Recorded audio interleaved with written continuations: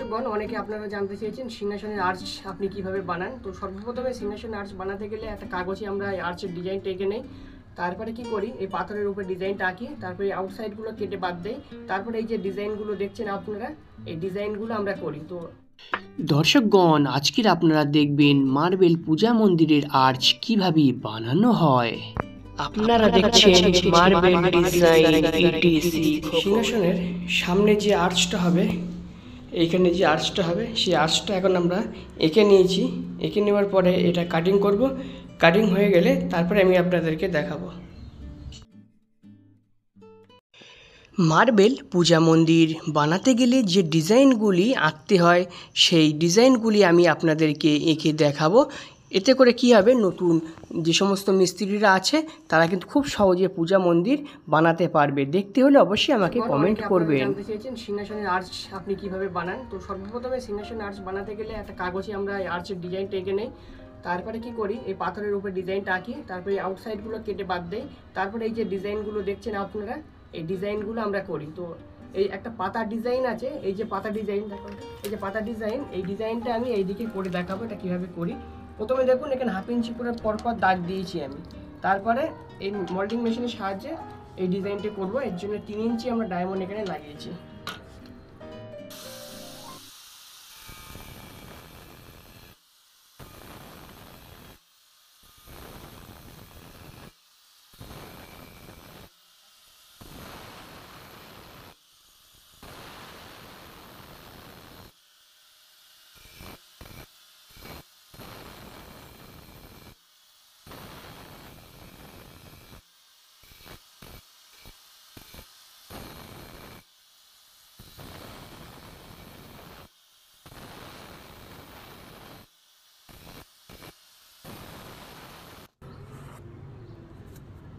তো দেখুন, এইভাবে দাগ মেরে নিয়েছি। দাগ মেরে নেওয়ার পরে আমরা মেশিন এইভাবে চালিয়েছি। চালানোর পরে এই যে সাইড দিয়ে আমরা আবার একটু কেটে দেবো। কেটে দিয়ে এই ধারে যেমন ডিজাইনটা হয়েছে সেম এরকম ডিজাইনই আমাদের করতে হবে।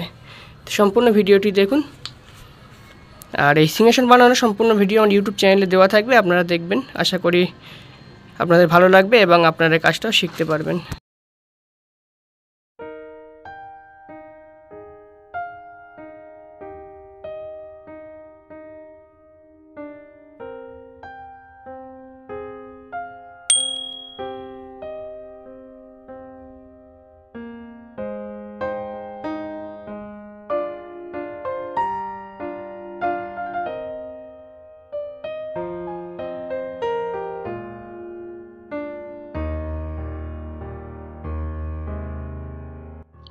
প্রিয় দর্শকগণ, দেখুন আমাদের মার্বেল দিয়ে আর্চ বানানো কমপ্লিট হয়ে গেছে।